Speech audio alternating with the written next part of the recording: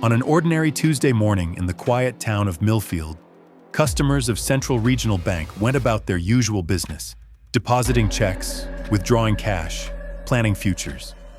None of them knew that in exactly 8 minutes and 42 seconds, their lives would be forever changed, and that one of them held a secret that would ultimately unravel everything.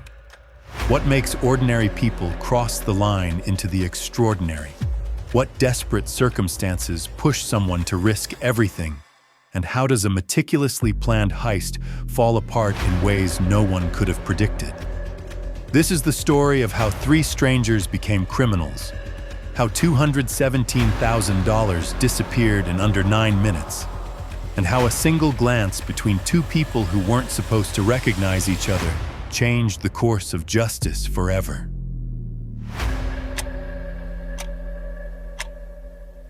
"9:37 a.m. Ray Kelso sits in his apartment, staring at a detailed floor plan of Central Regional Bank. At 38, his once promising life has dissolved into a series of bad decisions and worse luck. Former college athlete, former business owner, former husband, now just a man with $86,000 in gambling debts to people who don't offer payment plans, only consequences. The text from Vince Caruso, his bookie's enforcer, is simple. 3 days. Ray's hands tremble slightly as he tucks his gun into his waistband. Not from fear, he passed fear weeks ago, but from certainty. Today is the day everything changes. In a small studio apartment across town, Marcus Webb carefully applies makeup to cover the distinctive tattoo on his neck, a reminder of his time inside Lakeside Correctional. At 26, Marcus should be starting his life, not risking what little freedom he's managed to carve out since his release. But when the man who saved you from a prison yard shanking calls in a favor, you answer. "I'm doing this for you, Maya," he whispers to the picture of his 5-year-old daughter. The daughter he hasn't seen in 3 years. The daughter whose mother won't allow visitation without back child support payments. The daughter who doesn't remember him anymore. In the bathroom of a modest home in the suburbs, Alice Donovan practices her breathing techniques, the same techniques she used when her brother flatlined twice during surgery last year, the same techniques she used when the insurance company denied his claim for the experimental treatment that might help him walk again. Alice never imagined she'd be here, planning a bank robbery at 32. She was supposed to be finishing her master's degree by now. Instead, she's working night shifts with a cleaning crew and day shifts at a coffee shop, drowning in her brother's medical bills.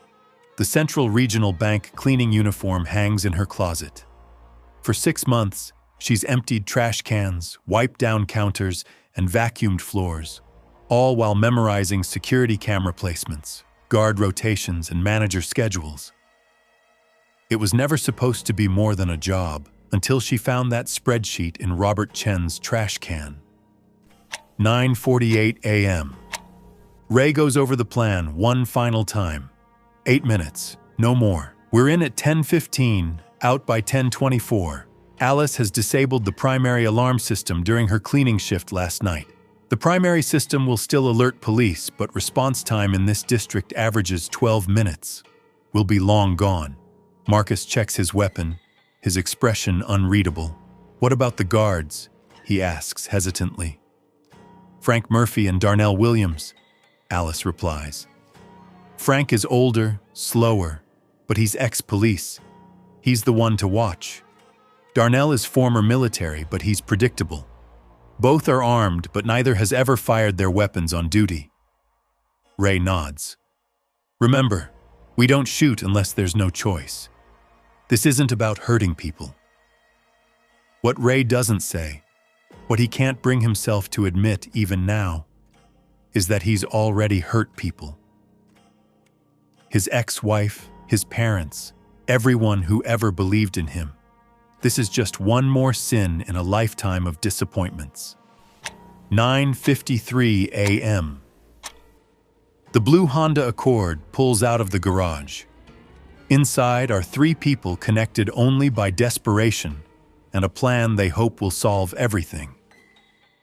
None of them realize they're driving straight into a perfect storm of coincidence, connection, and consequence that no amount of planning could have prepared them for.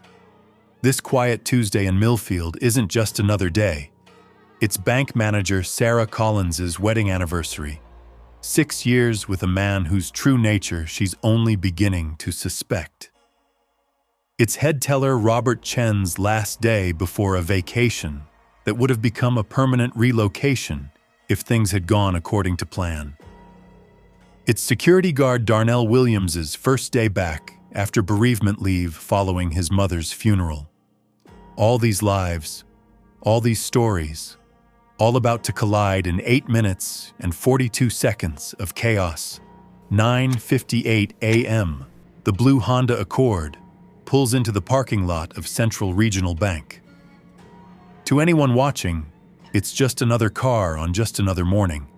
But inside that bank is something none of them could have anticipated. What happens next will leave one person critically injured and $50,000 from an embezzlement scheme exposed in a twist that investigators will spend months untangling. 10:02 a.m. Inside Central Regional Bank, Sarah Collins checks her phone for the third time in 10 minutes. Still no response from her husband Michael to her anniversary message. What she doesn't know, what she won't discover until it's far too late, is that at this very moment, Michael Collins is planning to check into the airport Hilton later today under a false name, with a reservation for 2. Sarah looks up as Robert Chen knocks on her office door, that same nervous smile he's had all week playing across his face. "Ready for that 10:30 meeting?" he asks, an emphasis on the time that would later strike Detective Eliza Marquez as significant. "Of course," Sarah replies, aware that there is no meeting, only a carefully constructed alibi. Security guard Frank Murphy completes his hourly walkthrough, nodding to the regular customers he recognizes. At 52, Frank moves with the practiced confidence of a man who spent 20 years on the police force before a back injury forced early retirement. What Frank doesn't mention to his co-workers, what he's carefully hidden for decades, is that his police career ended not just because of a back injury, but because of a brutality complaint that was quietly settled. A complaint involving a teenage driver named Tommy Reese. Darnell Williams adjusts the photograph of his late mother on the security desk. At 38, he's still adjusting to civilian life after 3 tours overseas. The bank job isn't exciting, but it's stable, something his PTSD counselor says is important for his recovery. As he arranges the photograph, he glances at the bank's entrance just as an elderly woman struggles with the heavy door. Always alert, always helpful, Darnell moves to assist her. It's this simple act of kindness that will place him out of position when the robbers enter, a small decision with catastrophic consequences. Among the customers waiting in line is James Kendrick, former Army Ranger, now insurance adjuster. He's only here because his direct deposit failed to process, an IT glitch that the bank has apologized for. Under normal circumstances, he would never visit a bank in person. James notices everything: the security camera blind spots, the distance between the guards, the unlocked maintenance door near the restrooms, old habits from his military days. As he waits, he mentally constructs a security assessment that would have horrified the bank's management. What James doesn't realize is that he's about to become both a witness and a pivotal factor in how the next 8 minutes unfold. 10:14 a.m. In the Honda Accord, Ray checks his watch. "Comms check," he says quietly into the small microphone hidden in his collar. "Clear," Marcus responds, his voice steady despite the adrenaline surging through his system. "Clear," Alice confirms, her gaze fixed on the bank's entrance. Ray takes a deep breath.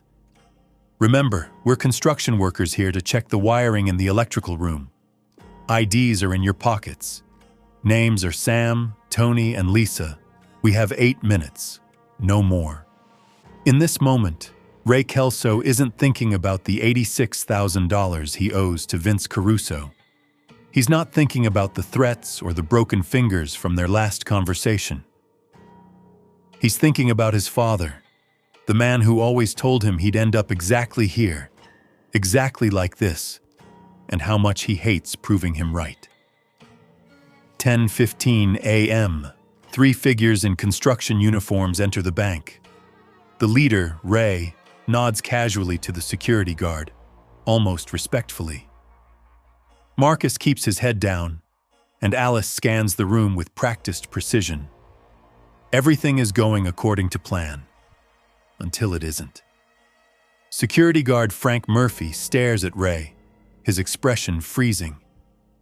There's something unsettlingly familiar about the man. A memory surfaces. A bloodied teenager pulled from a wrecked car. A career-ending complaint. A name he'd tried to forget. And in that moment of recognition, everything changes. What made Frank pause? And was it enough to save the day? Or just enough to get him killed? Ray sees the recognition in Frank Murphy's eyes. A recognition that shouldn't be possible. Not with the beard, the hair dye, the colored contacts he's been wearing for weeks in preparation. But it's too late to abort now. "Everybody down, now!" Ray shouts loudly as Marcus jumps the counter and Alice secures the door. The training kicks in. Former military tactics executed with near-perfect precision. Security guard Frank Murphy feels the cold press of a gun barrel against his neck before he can reach for his weapon. The second guard, Darnell Williams, is already on his knees, hands raised. "You don't want to do this," Frank says quietly. It's the standard line, the one from the security training manual. Ray leans in close, his voice barely audible to anyone else. "You're right. I don't. But here we are." What Frank doesn't hear in that moment, what will haunt Ray for years to come, is the unspoken continuation of that thought. "Here we are, Officer Murphy. Full circle from that night you put me through a windshield and walked away." 7 employees and 4 customers lie face down on the floor. One of those customers, James Kendrick, the former Army Ranger, is mentally assessing, calculating, wondering if he should intervene. He decides against it. Later, he'll tell investigators he could have taken down 1, maybe even 2 of them. But not all 3. Not without casualties. What James doesn't know is that Alice's gun isn't loaded. She couldn't bring herself to carry live ammunition, not after what happened to her brother. 1 bullet from a convenience store robbery gone wrong, and 2 years later, he still can't feel anything below his waist. Marcus keeps his voice steady as he instructs everyone to remain still, his eyes constantly scanning for threats, for variables, for anything that wasn't in the plan. Inside, his heart is pounding so hard, he's sure everyone can hear it. "Phones in front of you, now." As the customers and employees place their phones on the floor, Marcus notices something odd. Head teller Robert Chen hesitates, just for a second. A micro-expression of panic crossing his face. In another life, Marcus might have been a psychologist instead of an ex-con. He has an uncanny ability to read people, an ability that saved his life more than once inside. And right now, something about Robert Chen's reaction doesn't fit the profile of a frightened bank employee. It's the look of a man with something to lose, something beyond the obvious. 10:18 a.m. The vault. Open it. Now. Sarah Collins, the bank manager, is shaking as Ray escorts her to the vault. What viewers at home won't know, what investigators won't discover for weeks, is that Sarah recognizes Alice's voice. Not from a wanted poster or a police lineup, from the night shift. from the cleaning crew that comes in after hours, from the woman who emptied her trash can for the last 6 months and always commented on the family photo on her desk. As they approach the vault, Sarah hazards a glance at Alice, finding confirmation in the cleaner's deliberately averted eyes. "I need both keys and the combination," Ray instructs, his voice all business now. Sarah's hand trembles as she removes the key from around her neck. "Robert has the second key," she says, her voice barely above a whisper. As Marcus escorts Robert Chen to the vault, the head teller's eyes dart nervously to Sarah. A silent communication passes between them, one that has nothing to do with bank robbery and everything to do with the $50,000 they've been systematically skimming from the bank over the past 8 months. Money that was supposed to fund their new life together, away from Michael Collins and the marriage Sarah has grown to despise. Money that would now be lost in the chaos of a larger theft. 10:19 a.m. The massive vault door swings open with a pneumatic hiss. Inside, cash is stacked in neat bundles, but Ray isn't interested in all of it. Just the non-sequential bills, he instructs. Nothing marked, nothing traceable. This isn't Ray's first robbery. 6 years ago, he hit a jewelry store in another state, got away clean, used the money to try to start legitimate, to open the small construction company that eventually failed when his gambling got out of control. He'd promised himself never again. Until Vince Caruso's men came collecting and never became one last time. While Ray and Marcus handle the vault, Alice maintains control of the lobby, her eyes constantly moving between the prone figures on the floor, the entrance, and the security cameras she disabled during her late-night cleaning shift. What she doesn't know is that the bank installed a new backup system just 2 days ago, a system that's currently capturing everything in high definition from angles she doesn't know exist. James Kendrick keeps his breathing measured, his body language submissive, but his mind is racing, cataloging every detail about the 3 robbers. Heights, weights, distinctive movements, speech patterns. The former ranger has been trained to observe and remember under extreme stress. He also notices what others might miss. The way Alice's gun hand never tightens on the trigger. The way Marcus keeps checking his watch. The way Ray seems to be deliberately avoiding looking directly at Frank Murphy. 10:21 a.m. 3 duffel bags are rapidly filling with cash. $217,000 in various denominations. Not the biggest score, but enough to pay off Ray's debts with plenty left over to split 3 ways. 2 minutes, Marcus reminds them, his voice tight with controlled tension. Ray nods. They're on schedule. Everything is going according to plan. Until Robert Chen's phone, the one he was supposed to place on the floor but instead kept hidden in his pocket, suddenly chimes with an incoming text. The sound cuts through the tense silence of the vault like a gunshot. Ray's reaction is instantaneous. He grabs the phone from Robert's pocket, sees the text from MC with mounting fury. "What is this?" he demands, shoving the phone in Robert's face. "Who's waiting for you?" Robert's face drains of color.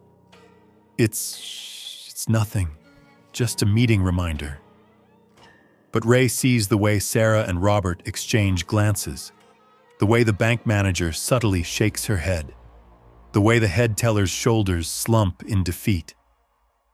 In that moment, Ray realizes there's another game being played here, one he wasn't invited to, one that could complicate everything. "We need to go. Now." Marcus zips the final duffel bag, slinging it over his shoulder. 30 seconds behind schedule. Ray nods, making a split-second decision to ignore the strange dynamics between the manager and the teller. Whatever their secret is, it doesn't matter now. All that matters is getting out. In the lobby, Alice notices movement outside the bank's front windows. A patrol car rolling slowly through the parking lot. Not responding to an alarm, just the regular patrol that passes by every hour. A patrol that shouldn't be here for another 15 minutes according to the schedule she's memorized. "We've got company," she says quietly into her microphone.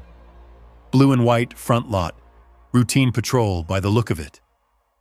10:23 a.m. Ray and Marcus emerge from the vault area, pushing Sarah and Robert ahead of them. 3 duffel bags filled with cash. 3 robbers heading for the exit. 8 minutes after they entered, the heist is almost complete. The patrol car continues past the bank without stopping. But then Darnell Williams, the second security guard who's been quietly compliant until now, looks up and locks eyes with Ray. Not with fear or anger, but with something far more dangerous. Recognition. Tommy? Tommy Reese from West Millfield High? The name hits Ray like a physical blow. He hasn't heard that name in 20 years, not since high school, not since the incident that sent his life spiraling in a different direction. For one crucial second, Ray freezes. Marcus doesn't. Without hesitation, he swings around and strikes Darnell with his gun. The security guard crumples to the floor. What happens in the next 3 seconds will be reviewed by investigators, frame by frame, analyzed by prosecutors, and debated by defense attorneys for months to come. Frank Murphy, seeing his partner go down, reaches for his ankle holster, the backup weapon that wasn't mentioned in Alice's security assessment. James Kendrick, the former ranger, makes his move, tackling Marcus from behind. Alice shouts a warning as she sees Frank draw his weapon. And Ray, operating on pure instinct and 20 years of buried rage, turns and fires. 10:24 a.m. The sound of a gunshot echoes through the Central Regional Bank. Outside, a woman arriving to make a deposit freezes in confusion, then runs back to her car to call 911. Blood spreads across Frank Murphy's shirt as he collapses backward, his unfired gun clattering to the floor. The former police officer's eyes are wide with shock and something else. Recognition, fully formed. "Tommy," he whispers, blood bubbling at his lips. "The Johnson girl. I'm sorry." Words that make no sense to anyone else in the room. Words that hit Ray like physical blows. In the confusion, Marcus breaks free from James Kendrick, delivering a vicious blow to the former ranger's temple that leaves him dazed on the floor. "We need to go now." Alice's voice cuts through the chaos, her careful planning shattered by a single bullet and a name from the past. 10:25 a.m. The 3 robbers back toward the exit, Ray's gun now wavering between the remaining customers and the fallen security guard. In their wake, they leave confusion, terror, one critically injured man, and multiple threads that investigators will soon begin to pull. As the blue Honda peels out of the parking lot, a bank customer who arrived seconds too late to be caught in the robbery takes a picture of the license plate with her phone. Not because she realizes what's happening, but because the car nearly hits her and she wants to report a reckless driver. 2 coincidences. 2 small moments of chance. 2 threads that investigators will pull until the whole plan unravels. 10:26 a.m. In the blue Honda speeding away from Central Regional Bank, 3 robbers sit in stunned silence. "You shot him," Alice finally says, her voice hollow with disbelief. "You shot him." Ray's knuckles are white on the steering wheel, his face a mask of conflicting emotions. "He drew on us. You saw it." "That wasn't the plan," Marcus interjects from the back seat, still clutching the duffel bags. "No one was supposed to get hurt." "Plans change," Ray says flatly, but his mind is reeling. Frank Murphy, After all these years, the officer who'd arrested him after the accident that killed Jesse Johnson, the officer whose brutality report Ray's parents tried to file but was buried by a department protecting one of their own, the officer who walked away while Ray's life imploded. And now there was Darnell Williams recognizing him from high school. Too many connections. Too many threads leading back to a past he'd spent 20 years trying to escape. 10:28 a.m. The first police cruisers arrive at Central Regional Bank, lights flashing, officers taking positions with weapons drawn. Inside, chaos reigns. Paramedics rush to attend to Frank Murphy, whose life is leaking onto the polished marble floor despite the makeshift compress James Kendrick has fashioned from his own jacket. Detective Eliza Marquez arrives 4 minutes later, her sharp eyes immediately taking in details others might miss. The disabled primary cameras, the untouched silent alarm button beneath the teller counter, the strange behavior of the bank manager who seems more concerned with her phone than with the shot security guard. "Mrs. Collins," Detective Marquez says carefully, "is there somewhere private we can talk?" Sarah Collins nods numbly, leading the detective to her office. As they pass Robert Chen, the head teller avoids eye contact, busying himself with comforting a shaken customer. Once inside the office, Marquez doesn't waste time. The security footage from the backup system shows the robbers knew exactly where to go, exactly how to disable the primary system. This wasn't random. "Why was your bank targeted?" Sarah opens her mouth to reply, then closes it again. The weight of 8 months of poor decisions suddenly crushing down on her. 10:47 a.m. The blue Honda is found empty, 3.4 miles from the bank. The trio has switched vehicles to a white Ford Transit van, exactly as planned. But what they don't know is that a traffic camera at the intersection of Maple and 5th has captured the van's license plate, and that plate is registered to Alice's sister's husband. Another thread to pull. "What the hell was that?" Marcus is still screaming at Ray as they speed away. "Who's Tommy?" Ray's knuckles are white on the steering wheel. "Nobody. It's nobody." But Alice knows better. She sees it in his eyes. The plan is already falling apart. "We need to split up," she says decisively. "The plan was compromised the moment that guard recognized you. If we stick together, we all go down." In this moment, Alice Donovan makes a choice that will alter the trajectory of the investigation. A choice between loyalty to her accomplices and the brother depending on her. A choice that Detective Marquez will later describe as the first domino in a cascade of betrayals. 12:15 p.m. Detectives Marquez and Ruiz stand before a hastily assembled evidence board. Photos of the crime scene, stills from the backup security footage, witness statements being typed up in the bullpen beyond. "Frank Murphy's in surgery," Ruiz reports. "Doctors give him a 50-50 chance."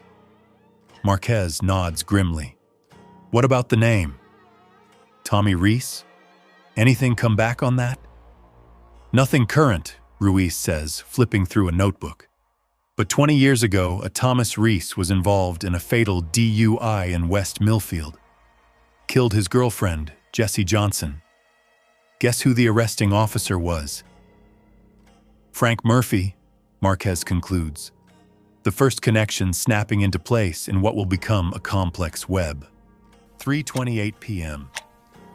In a private hospital room, Sarah Collins sits beside her husband Michael, who arrived at the hospital playing the part of the concerned spouse to perfection. "I don't understand," Michael says, his handsome face a mask of confusion. "Why would robbers target your branch specifically?" Sarah stares at her hands. They knew the layout. They knew the security protocols. A long pause. "They knew about us, Michael." "Us?" Michael's confusion seems genuine. Me and Robert? They knew. The color drains from Michael Collins's face as the implications sink in. What exactly did they know, Sarah? 4:15 p.m. Robert Chen sits alone in interview room 2, his usual immaculate appearance now disheveled after hours of questioning. The door opens and Detective Marquez enters, placing a cell phone on the table between them. "We've been going through your text history, Mr. Chen," she says calmly. "Particularly your conversations with Michael Collins and your relationship with Sarah Collins. Would you like to explain why you were texting your lover's husband about $50,000 that can't be accounted for in the bank's records?" Chen stares at his hands. "How long have you been sleeping with the bank manager, Mr. Chen?" 8 months. "And when did you start planning to rob the bank?" His head snaps up. "What? No, I had nothing to do with the robbery." "Then explain the text." Chen's explanation shatters the case wide open. The text wasn't about the robbery.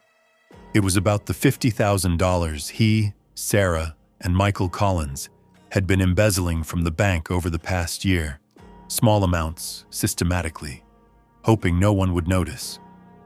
But someone did notice. Someone who cleaned the bank after hours and found a carelessly discarded spreadsheet in the trash. Over the next 72 hours, the investigation unfolds like a complex origami, each fold revealing new dimensions, new connections. Alice's apartment yields bank cleaning crew uniforms and detailed security observations. Ray's gambling debts to Vince Caruso come to light, including medical records of a suspicious fall that left him with 3 broken fingers. Marcus's phone records show connections to both Ray and a former cellmate now working at the state DMV who provided false identification documents. But it's the discovery of a 20-year-old police brutality complaint, buried but never fully destroyed, that provides the emotional catalyst for everything that followed. Thomas Reese, 18, was arrested for vehicular manslaughter after a collision that killed Jessica Johnson, 17. Marquez reads aloud. Reese claimed Officer Murphy pulled him from the vehicle and assaulted him before arrest, resulting in additional injuries, including a broken orbital socket and 3 broken ribs. Ruiz frowns. The complaint was dismissed. "Never even made it to internal affairs," Marquez confirms. Murphy had connections. Reese's family didn't. After serving 4 years, Thomas Reese disappeared. Until today. 5:04 a.m., 3 days after the robbery. Frank Murphy opens his eyes to find Detective Marquez sitting beside his hospital bed. "He came back," Murphy whispers through dry lips. "Tommy Reese came back." "Why did he shoot you, Frank?" Marquez asks gently. "Was it just because you recognized him, or was there more to it?" The wounded security guard turns his face away. "I ruined his life. That night, I did things not in the report. I thought he was just another drunk kid. Didn't know he swerved to avoid a deer. Didn't care. Just saw the dead girl and I lost control." Tears slide down the weathered face of a man finally confronting his past. 20 years, and he found me. Guess that's what they call justice. 15 days after the robbery, all 3 suspects are in custody. Alice is arrested first, attempting to cross the Canadian border with $38,000 in cash, hidden in the spare tire of her car. Marcus is caught 2 days later in a bus station, recognized by an alert security guard who'd seen his picture on the evening news. Police recover $42,000 from a locker registered in his name. Ray manages to evade capture for nearly 2 weeks before police track him to a motel on the outskirts of Las Vegas. In his room, they find $78,000. almost exactly the amount he owed to Vince Caruso. In total, $158,000 of the stolen $217,000 is recovered, leaving approximately $59,000 unaccounted for. As the case moves toward trial, Detective Marquez is still troubled by the missing money and the embezzlement scheme. The $50,000 that Robert Chen, Sarah Collins, and Michael Collins had been skimming wasn't part of the robbery total. It existed only as fraudulent accounting entries, until she receives an anonymous envelope containing a bank statement. An account opened in the name of Michael Collins, with a deposit of exactly $50,000 made 30 minutes before the robbery began. The truth hits like a thunderbolt. The robbery wasn't just about stealing from the bank. For Robert Chen, Sarah Collins, and Michael Collins, it was the perfect cover for their embezzlement, a way to hide their theft amid a larger crime. They didn't plan the robbery, but when Alice, through her cleaning job, discovered their scheme, she saw an opportunity. She needed money, desperately, to pay for her brother's medical bills after a devastating accident left him paralyzed. So she recruited Ray, who needed to pay off gambling debts to dangerous people. Ray brought in Marcus, who owed Ray his life. 3 separate stories, 3 desperate people, one perfect storm of crime and consequence. As the sentences are read, 18 years for Ray for armed robbery and attempted murder, 12 years for Marcus, 14 years for Alice, eligible for parole after serving 10, 8 years each for Robert Chen and Michael Collins for embezzlement.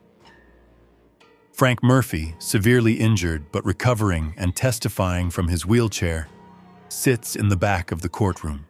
The man who set these events in motion 2 decades ago with a moment of uncontrolled rage will never work in security again.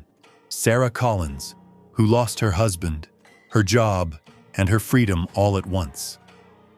James Kendrick, the former ranger who now walks with a permanent limp from the injuries sustained during the robbery. Darnell Williams, who returned to work at a different bank, now traveling to schools to teach children about financial literacy. In the end, 8 minutes and 42 seconds changed 9 lives forever. Frank Murphy found a measure of redemption through his testimony, which reduced Ray's sentence from 25 years to 18. His recovery would be slow but steady.